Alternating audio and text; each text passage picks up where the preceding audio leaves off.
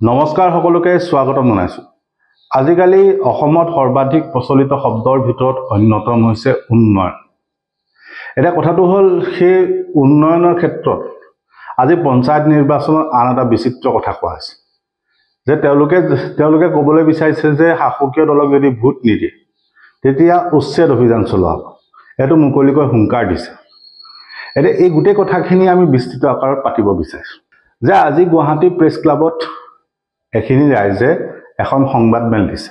এতিয়া সংবাদমেলখনৰ বিষয়টো দেখাত সাধাৰণ যে সেই অঞ্চলটোৰ এটা সমস্যা, কিন্তু কথাটো হ'ল সেই কথাখিনি গুৱাহাটী প্ৰেছ ক্লাবত উত্থাপন হোৱাৰ কথাটোত কিছু সংযোগ আছে। এই অঞ্চলটোৰ যিখিনি সমস্যা, এই সমস্যাখিনি শদিয়াৰ পৰা ধুবুৰীলৈকে প্ৰতিখন ৰাইজে ভুগি আছে। যে সমস্যাটো কি, যে প্ৰেছ ক্লাবত আজি আয়োজন কৰা সংবাদমেলখনৰ মূল বিষয়বস্তুটো হ'ল যে কামৰূপ গ্ৰাম্য জিলাৰ ৰামপুৰ অঞ্চলত এখন ঐতিহাসিক বিল আছে। সেই বিলখনৰ নাম হ'ল দৰা বিল। এতিয়া বিলখনৰ লগতে এখন চৰণীয়া পথাৰ আছে, যিখনত সেই অঞ্চলটোৰ ৰাইজে গৰু চৰায়, মাছ মাৰে, যিখিনি কুমাৰ আছে সেইখিনিয়ে মাটিৰ বাচন বৰ্তন নিৰ্মাণ কৰে ইত্যাদি। অৰ্থাৎ সেই ৰামপুৰ অঞ্চলৰ সেই বৃহত্তৰ 22খন গাঁৱৰ অৰ্থনীতিটো চলি আছে সেই বিলখন আৰু সেই চৰণীয়া পথাৰখিনি লৈ। এতিয়া কথাটো হ'ল সেই অৰ্থনীতিটোত সেই মানুহখিনি নিৰ্ভৰশীল। এতিয়া চৰকাৰে কৰিছে কি যে সেই বিলখনৰ লগত থকা চৰণীয়া পথাৰখন দি দিব বিচাৰিছে। এতিয়া বাহ্যিক দৃষ্টিত কথাটো হ'ল যে উন্নয়ন হ'ব, তাত এটা কোম্পানী আহিব, কিন্তু কথাটো হ'ল এই যে 22খন গাঁৱে এটা অৰ্থনৈতিকভাৱে স্বাৱলম্বী হৈ আছিলে এই অঞ্চলটোক লৈ, সেইটো যে সম্পূৰ্ণৰূপে ধ্বংস কৰি পেলোৱা হ'ব, সেইটোৰ উত্তৰ চৰকাৰৰ কি আছে? যে এটা কোম্পানী নিৰ্মাণ কৰি দিলে সেই অঞ্চলটোৰ অৰ্থনৈতিক প্ৰগতি নহয় বা উন্নয়ন নহয়। কিয় নহয়? যে সেই কোম্পানীটোৰ মালিকজন ক'ত বহি আছে, যিটো টকা তেওঁ উপাৰ্জন কৰিব সেই কোম্পানীটো স্থাপন কৰি, সেই টকাখিনি অসমত ব্যৱহাৰ হ'ব জানো? কিন্তু তাৰ বিপৰীতে যদি আপুনি স্থানীয়ভাৱে চায় তেতিয়া সেই 22খন গাঁৱৰ মানুহে সেই দৰা বিলখন আৰু সেই চৰণীয়া পথাৰখন ব্যৱহাৰ কৰি তেওঁলোকে আৰ্থিকভাৱে চলি আছে, এটা অৰ্থনীতি চলি আছে। এতিয়া সম্পূৰ্ণ সেই অৰ্থনৈতিক পৰিকাঠামোটো ভাঙি দিব বিচৰা আছে, তাৰ বাবে আজি সংবাদমেলখন দিছে। এতিয়া কথাটো হ'ল এই যিটো অৰ্থনীতি আছিল, এই যি জৈৱ বৈচিত্ৰ্য আছে যাৰ নাম দৰা বিল আছিল, তাৰ লগত যিখন চৰণীয়া পথাৰ আছিল, যিখনে সেই অঞ্চলটোৰ ঘৰচীয়া জীৱ জন্তুক খাদ্যৰ যোগান ধৰিছিল, মাছৰ যোগান ধৰিছিল, সেই গোটেই ব্যৱস্থাটোক ভাঙি তাত এটা কোম্পানী বহুৱাবলৈ বিচৰা হৈছে। কোম্পানীটোৱে ব্যক্তিগতভাৱে কিছু উপাৰ্জন কৰিব আৰু তাৰ পৰা কিছু ল'ৰা ছোৱালীক তেওঁলোকে চাকৰি দিব, দৰমহা দিব। তাৰ পৰা এই 22খন গাঁৱৰ কি লাভ হ'ব? 22খন গাঁও অৰ্থনৈতিকভাৱে লাভৱান হ'ব জানো? নহয়। কিন্তু কথা হ'ল চৰকাৰৰ মতে সেইটো হ'ল উন্নয়ন। অৰ্থাৎ উন্নয়ন শব্দটো এতিয়া ৰাইজৰ বাবে ভয়ংকৰ, কাৰণ ৰাইজৰ মূৰত হাতুৰি মাৰি, ৰাইজৰ মূৰত ধাংকুপ মাৰি এতিয়া উন্নয়ন কৰিব বিচৰা হৈছে। অৰ্থাৎ উন্নয়ন হ'ব লাগিলে ৰাইজে সকলোখিনি এৰি দিব লাগিব, সকলোখিনি ত্যাগ কৰিব লাগিব। এতিয়া উন্নয়নটো যদি ইমানেই আৱশ্যক হয়, ইমানে যদি অত্যাৱশ্যকীয় হৈছে, চৰকাৰৰ বাবে ইমানেই যদি প্ৰয়োজনীয় হৈছে, তেতিয়া ফাঁচী বজাৰখন কিয়? কাৰণ ফাঁচী বজাৰখনত এনেও বহিৰাগত বনিয়াই আছে, গতিকে সেইখন যদি উদ্যোগ স্থাপনৰ কাৰণে দিয়ে তেতিয়া বেছি ভাল। সেই সৰু সৰু মানুহখিনি মাটিখিনি কাঢ়ি লোৱাটো উচিত হয়। তাৰ সলনি তেওঁলোকে ফাঁচী বজাৰখন দি দিয়ে। তাত দ্বিতীয় কথাটো হ'ল উন্নয়নত অসমত এটা বিচিত্ৰ কথা আছে যে আপুনি যদি সেই অঞ্চলটোলৈ যায় তেতিয়া আপুনি মন কৰিব যে ৰাষ্ট্ৰীয় ঘাইপথৰ নামত সেই বকৰ ওচৰত হাজাৰ হাজাৰ শাল গছ কটা হ'ল, সেইটো আপোনালোকে দেখিলে, তাৰ বাবে প্ৰতিবাদ হ'ল, তাৰ পাছতো গছ গছনি কটা হ'ল। কিন্তু সেই একেটা অঞ্চলতে থকা বিজয়নগৰ বুলি যিডোখৰ অঞ্চল আছে, সেইডোখৰ ৰাষ্ট্ৰীয় ঘাইপথ নিৰ্মাণ নহ'ল, ৰাস্তাটো এতিয়াও তেনেকেই আছে, সৰু ৰাস্তাই হৈ আছে। এতিয়া তাৰ যদি ৰহস্যটো বিচাৰি যায় তেতিয়া কাৰণটো হয় যে বিজয়নগৰখনত বহিৰাগত বনিয়াই ব্যৱসায় কৰি আছে। এতিয়া যদি ৰাস্তাটো নিৰ্মাণ কৰে তেতিয়া বহিৰাগত বনিয়াই সেই ৰাস্তাটোৰ বাবে তেওঁলোকৰ ব্যৱসায়িক প্ৰতিষ্ঠান বা তেওঁলোকৰ মাটি বাৰী এৰি দিব লাগিব, সেইকাৰণে তাত ৰাস্তাটো নিৰ্মাণ নকৰে। অৰ্থাৎ উন্নয়নটোৰ পাৰ্থক্যটো তাত আপোনালোকে নিজে দেখিব যে সাধাৰণ মানুহৰ বাবে বেলেগ আৰু এই বহিৰাগত বণিক শ্ৰেণীৰ বাবে বেলেগ। সেইটো হ'ল আন এটা বিষয়। তাত আনটো কথা হ'ল যে আপোনালোকে প্ৰশ্ন কৰিব যে ৰামপুৰৰ এখন বিলৰ বাবে আজি ৰাইজে প্ৰেছ মিট দিছে বা সংবাদমেল দিছে, তাত অসম বা অসমৰ মানুহে কিয় গুৰুত্ব দিব লাগে?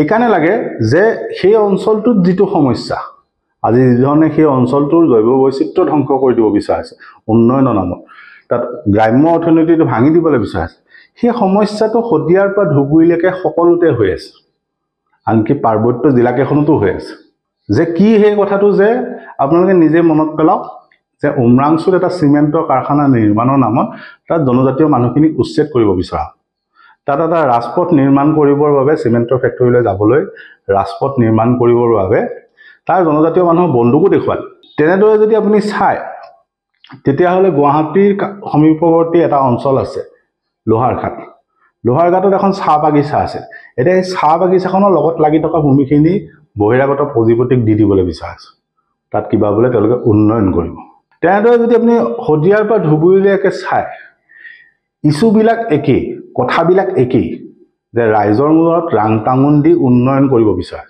এইটো উন্নয়ন নহয় আচলতে সেই কোম্পানীটোৰ স্বাৰ্থত কামখিনি কৰা আছে তাৰ অৰ্থটো এইটো যে সমস্যাটো যদিও দৰা বিল সেই একেটা সমস্যা দীপৰ বিলতো আছে সেই একেটা সমস্যা আন এখন বিলতো আছে অৰ্থাৎ এই ধৰণে অসমত জৈৱ বৈচিত্ৰ্য আৰু মানুহখিনিক ধ্বংস কৰি কোম্পানীৰ বাবে মাটি উলিওৱা হৈছে কোম্পানীক উন্নয়নৰ বাবে মাটি দিয়া হৈছে অৰ্থাৎ আমি ক'বলৈ বিচৰা কথাটো হ'ল লক্ষ্যটো একেই প্ৰতিটো অঞ্চল আপুনি মন কৰক যে ৰাইজক উচ্ছেদ কৰি বা ৰাইজক নচাত কৰি তাত সেই অঞ্চলবিলাকত ভূমি দখল কৰা হৈছে বা ভূমি অধিগ্ৰহণ কৰা হৈছে তাত জৈৱ বৈচিত্ৰ্যৰ ফালে পিঠি দিয়া হৈছে ধ্বংস কৰা হৈছে গতিকে সেই বিষয়টো সকলোতে একেই আছে গতিকে এই বিষয়টো গুৰুত্বপূৰ্ণ এই বিষয়টো খুব প্ৰাসংগিক যে তেওঁলোকৰ ৰাইজে ওলাই আহি আজি ক'বলৈ বাধ্য হৈছে যে আমাক বিলখন ৰক্ষা কৰক গতিকে সেই একেটা সমস্যাই ৰাইজেও পাই আছে প্ৰথম কথা দ্বিতীয় কথা হ'ল ভাবুকিৰ কথাটো যে আমি ইতিমধ্যে কৈছোঁ যে সেই ৰাভা হাছঙৰ ভিতৰত বিভিন্ন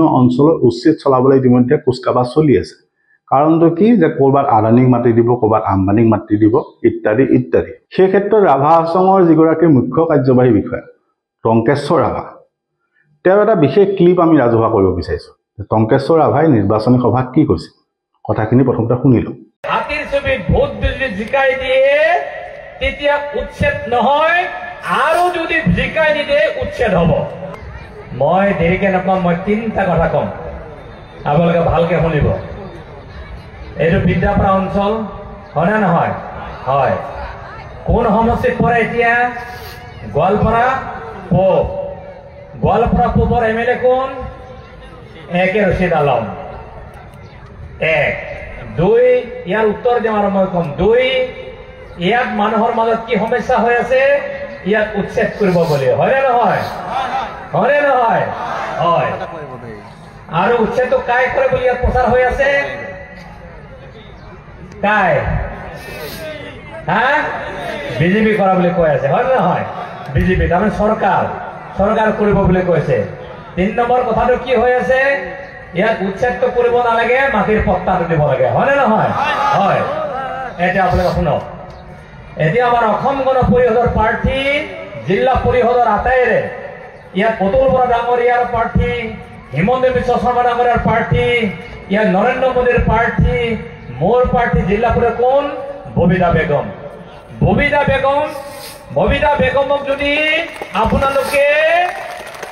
বেগমক যদি আপোনালোকে হাতীৰ ছবিত ভোট যদি জিকাই দিয়ে তেতিয়া উচ্ছেদ নহয় আৰু যদি জিকাই নিদিয়ে উচ্ছেদ হ'ব মই কৈ দিলো খোলা কথা মইতো জানো মই ডেঞ্জাৰ মানুহ জানিলে আমি ডেঞ্জাৰ মানুহ মই চিধা কথা কব গতিকে হাতীৰ চিহ্নত ভোট দি ববিতা বেগমক যদি জিকাই দিয়ে আপোনালোকৰ উচ্ছেদ নহয় আৰু যদি জিকাই নিদিয়ে উচ্ছেদটো খাটাক আপোনালোক উচ্ছেদ লাগে নে উচ্ছেদ নালাগে উচ্ছেদ নালাগে ভোট কাক দেবে এতিয়া এই কথাখিনি কোৱা মানুহজন হ'ল ৰাভা হাছং স্বায়ত্তশাসিত পৰিষদৰ মুখ্য কাৰ্যবাহী বিষয়া টংকেশ্বৰ ৰাভা বিজেপি সমৰ্থিত এজন EM এতিয়া তেওঁ ইমানখিনি সাহস কৰিছে যে ৰাইজক ধমক দিছে যে এই বিশেষ প্ৰাৰ্থীগৰাকী গোৱালপাৰাৰ এই পঞ্চায়তৰ বিশেষ প্ৰাৰ্থীগৰাকী যদি ভোট নিদিয়ে ববিতা বেগমক যদি ভোট নিদিয়ে তেতিয়াহ'লে ৰাইজৰ ওপৰত উচ্ছেদ চলাব অৰ্থাৎ ৰাইজে বাধ্যতামূলকভাৱে ভোট দিব লাগিব নহয় তেওঁলোকৰ ওপৰত উচ্ছেদ চলাব ইমানখিনি কথা ক'বলৈ তেওঁ সাহস ক'ত পালে যে গণতান্ত্ৰিক প্ৰক্ৰিয়া এটাত ৰাইজৰ এইটো ইচ্ছাৰ কথা কাক ভোট দিয়ে কিন্তু তেওঁলোকে এতিয়া এই ধৰণে হুংকাৰ দিবলৈ আৰম্ভ কৰিছে। অৰ্থাৎ তাৰ অৰ্থটো এইটো যে ৰাইজে যে এই কথাবিলাক মনে মনে আছে, বিভিন্ন অঞ্চলত বিভিন্ন সমস্যাবিলাকৰ ক্ষেত্ৰত ৰাইজে মনে মনে আছে, তাৰ বাবে সাহস পাইছে। কাৰণ অসমৰ দল সংগঠন, অসমৰ বিৰোধী ৰাজনৈতিক নেতাই ৰাইজৰ ইছ্যুত আজিকালি মাত মাতিবলৈ সময় নাপায়। গতিকে ৰাইজৰ সমস্যাবিলাক তল পৰি ৰয়। গতিকে কি হৈছে যে ৰাইজক তেনেকৈ দমন কৰিবলৈ বিচৰা হৈছে।